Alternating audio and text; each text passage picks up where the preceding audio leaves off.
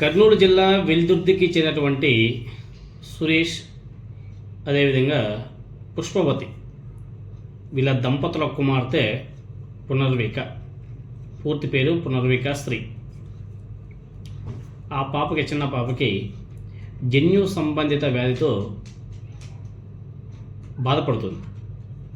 ఈ వ్యాధి వల్ల చిన్నారి కదలలేని స్థితిలో ఉండడమే కాకుండా ఏడవడం, నవ్వడం, ఊపిరి తీసుకోవడం వంటి సాధారణ చర్యలకే తీవ్ర ఇబ్బందులు ఎదుర్కొంటుంది. వైద్యులు చూపిస్తే వాళ్ళు స్పష్టం చేశారు, రెండేళ్లలోపు 16 కోట్ల విలువైన జెన్స్మా ఇంజెక్షన్, పేరు జెన్స్మా, ఆ ఇంజెక్షన్ ఇస్తేనే చిన్నారి సాధారణ జీవితం వైపు పయనించే అవకాశం ఉందని చెప్పేసి డాక్టర్లు ఆ దంపతులకు తేల్చి చెప్పడం జరిగేది. సాధారణంగా 16 కోట్లు అంటే కామన్ పీపుల్కి చాలా బర్డెన్. సాధారణ జీవితం కొనసాగించే ఆ దంపతులకు ఈ భారీ మొత్తం సమకూర్చడం అనేది అసాధ్యం. అసలు పాసిబిలిటీ లేదు. ఈవెన్ మీరు చీఫ్ మినిస్టర్ ఫండ్స్, సిఎంఆర్ఎఫ్ ఫండ్కి మీరు అప్లై చేసుకునే కానీ మహా అంటే ఎన్ని వస్తాయి? ఒక 5-6 కోట్లు వస్తాయి. కొన్ని సందర్భాల్లో 10 లక్షలు ఇస్తారు. ఇది కొంచెం సీరియస్ ఇష్యూ కాబట్టి మహా అంటే ఒక 5-6 కోట్లు ఇవ్వచ్చు. కానీ ముఖ్యమంత్రి అనే వ్యక్తికి తెలిస్తే మేబీ ఫుల్గా అమౌంట్ పే చేసి ప్రభుత్వమే మొత్తం ఎక్స్పెన్స్ చేసే అవకాశం కూడా ఉంటుంది. ఎందుకంటే గతంలో మీకు అందరూ కూడా గుర్తే ఉంటుంది, జగన్మోహన్ రెడ్డి గారు ఇలాంటి సమస్య ఉన్నటువంటి ఒక చిన్న బాలికకు ఆనాడు జగన్మోహన్ రెడ్డి గారు 16 కోట్ల రూపాయల ఇంజెక్షన్ ఇప్పించి ఆ చిన్న బేబీని కాపాడడం జరిగేది. అప్పుడు ప్రభుత్వం తరపున జగన్మోహన్ రెడ్డి గారు చేశాడు. అఫ్కోర్స్ జగన్మోహన్ రెడ్డి గారు ఎలా అంటే ఇలాంటివి చేస్తే చెప్పుకోవడం ఇష్టం ఉండదు. అందుకని చెప్పేసి ఆయన అంత పెద్దగా సీరియస్గా పట్టించుకోలేదు. మంచి చేశామా, ఆ కుటుంబానికి తెలుసా, హ్యాపీగా ఉండరా, చాలు అంతవరకే ఉంటాడు. కానీ పబ్లిసిటీ చాలా తక్కువ జగన్మోహన్ రెడ్డి గారు చేసుకోవడం. అదే ఆయనకి శాపమేమో మేబీ.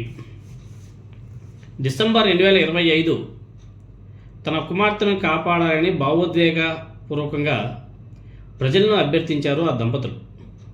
ఆ విజ్ఞప్తి మీడియా, అదేవిధంగా సోషల్ మీడియా ద్వారా విస్తృతంగా వ్యాపించింది. పునర్వికకి సంబంధించి సేవ్ పునర్విక అనే పేరుతో ఒక విశాలమైనటువంటి మానవతా ఉద్యమంగా మారింది. యువత సైకిల్ ర్యాలీలు నిర్వహించడం, ఆటో డ్రైవర్లు తమ వంతు సహాయం అందించడం, చిన్నారులు తమ పొదుపు మొత్తాలని విరాళంగా ఇవ్వడం వంటి సంఘటనలు అనేకం చూసాం మనం అందరం కూడా.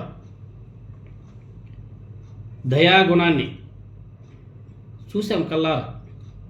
సామర్లకోటకు చెందినటువంటి ఒక యువకుడు 500 కిలోమీటర్ల సైకిల్ యాత్ర చేపట్టి అవగాహన కల్పించడం జరిగింది. 500 కిలోమీటర్లు సైకిల్ యాత్ర చేసి సేవ్ పునర్విక అని చెప్పేసి ఒక పెద్ద క్యాంపెయిన్ చేశాడు.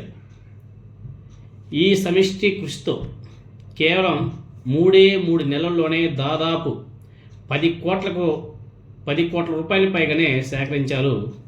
ఆ విధంగా ఇదంతా కూడా ప్రజల్లో నుంచి వచ్చేటువంటి ఒక అవేర్నెస్. ఈ నేపథ్యంలో కేంద్ర ప్రభుత్వం కూడా స్పందించి యుఎస్ఏ నుండి దిగుమతి చేయాల్సినటువంటి ఈ ఖరీదైన ఇంజెక్షన్ మీద సుమారు 6 కోట్ల రూపాయల దిగుమతి సుంకాన్ని మినహాయించింది కేంద్ర ప్రభుత్వం. అదనంగా కేంద్రం ఆరోగ్య శాఖ 50 లక్షల ఆర్థిక సహాయాన్ని కూడా ప్రకటించింది. ఈ నేపథ్యంలో దాతల సమీకరణాల ద్వారా, అలాగే ప్రత్యక్షంగా తన అకౌంట్కి వచ్చాలంటే మొత్తం 9 కోట్ల రూపాయలకి మించిపోయింది. దీంతోనే త్వరలో పాపకు చికిత్స ప్రారంభం కానుంది. ఆర్థిక సహాయం చేసిన వాళ్ళందరికీ కూడా కృతజ్ఞతలు. ఇకపై అటువంటి ఏవైతే ఇంకా డబ్బులు వస్తున్నాయో ఆ విరాళాలు వద్దు. పాప తండ్రి గత ఫిబ్రవరి నెలలో అనుకుంటా స్టేట్మెంట్ ఇచ్చాడు, రావాల్సిన డబ్బులు వచ్చేసాయి, ఇంకా అవసరం లేదు, మీరందరూ కూడా ఇంకా ఇవ్వాల్సిన వాళ్ళు ఇంకెవరు కూడా ఇవ్వకండి అని చెప్పేసి ఆ పాప తండ్రి స్టేట్మెంట్ ఇవ్వడం నిజంగానే గర్వకారణం. మామూలుగా అయితే ఏం చేస్తారు, రాణి ఖర్చు పెడతా మిగతా తినేద్దామని చెప్పేసి ఆలోచన చేస్తారు. కానీ ఆ పాప తండ్రి అలా చేయలే.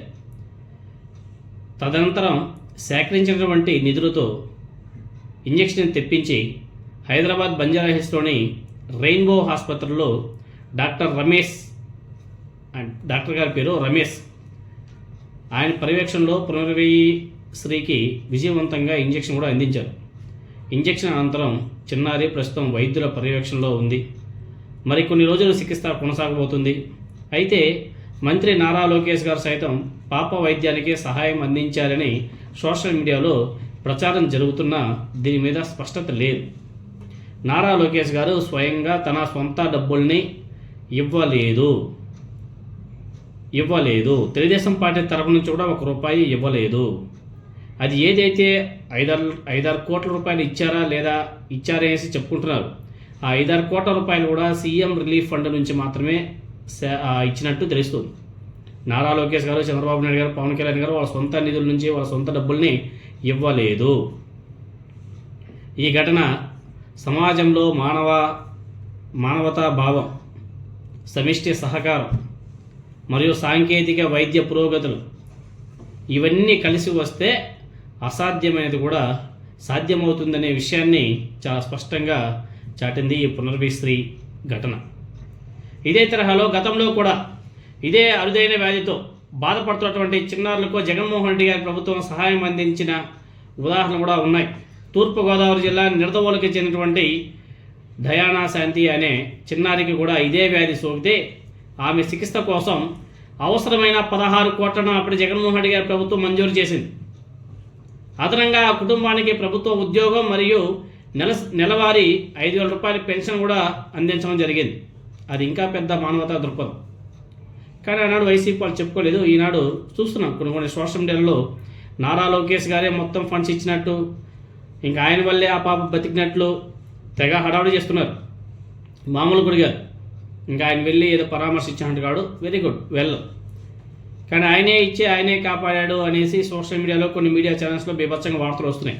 అది తప్పు. ఎందుకంటే దానికి సంబంధించి లెక్కలు బొక్కలు కూడా చాలా స్పష్టంగా సోషల్ మీడియా కూడా వైరల్ అవుతున్నాయి. మీరందరూ కూడా చూసుకోవచ్చు. సేవ్ పునర్వికాకి funding breakdown for SMA treatment అని చెప్పేసి పబ్లిక్ క్రౌడ్ ఫండింగ్ ద్వారా 10,50,00,000 వరకు చేస్తే కాంట్రిబ్యూషన్ ఎవరు? Global donors, citizens. అదేవిధంగా సెంట్రల్ గవర్నమెంట్ ఏ విధంగా హెల్ప్ చేసిందంటే ₹50,00,000 యూనియన్ హెల్త్ మినిస్ట్రీ నుంచి 50,00,000 సెంట్రల్ గవర్నమెంట్ ఇచ్చింది.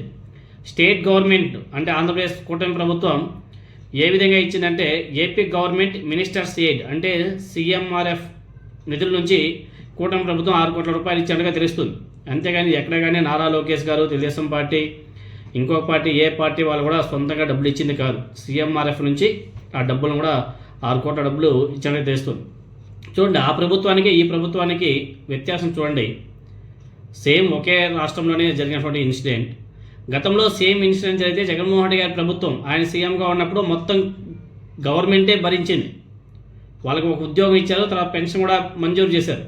కానీ అదే ఇంకొక పర్సన్కి అదే సేమ్ వ్యాధితో ఒక చిన్నారి బాధపడుతుంటే ఈ కూటమి ప్రభుత్వం కూడా గత ప్రభుత్వం లాగానే చేయాల్సింది పోయి వీళ్ళు ₹6 కోట్ల ఇచ్చేసి, అది కూడా ఎప్పుడో లాస్ట్ మూమెంట్, స్టార్టింగ్లో ఇవ్వలే. స్టార్టింగ్ అంతా కూడా ఈ ఫండ్స్ ప్రజల నుంచి, సిటిజన్ నుంచి, డోనర్స్ నుంచే సేకరించారు 10 కోట్ల వరకు.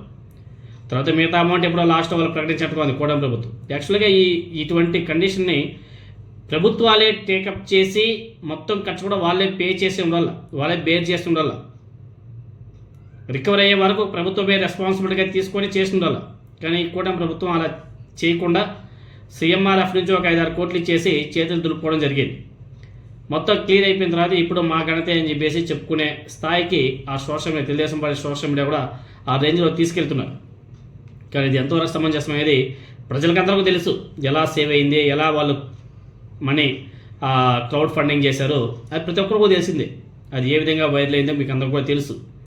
ఇప్పుడు వచ్చి ఎవరో ఒక రాజకీయ పార్టీ ఇన్వాల్వ్మెంట్ అయ్యి ఇదంతా కూడా మేము చేసాం, మా వల్లే అని చెప్పేసి ఒక సెక్షన్ ఆఫ్ సోషల్ మీడియా మాట్లాడడం, వాళ్ళ నాయకులు కొంతమంది మాట్లాడడం అది మంచిది కాదు అన్నది నా అభిప్రాయం. కాబట్టి సేవ్ పునర్విక మంచిగా తొందరగా కోలుకొని తొందరగా రికవరీ అయిపోయి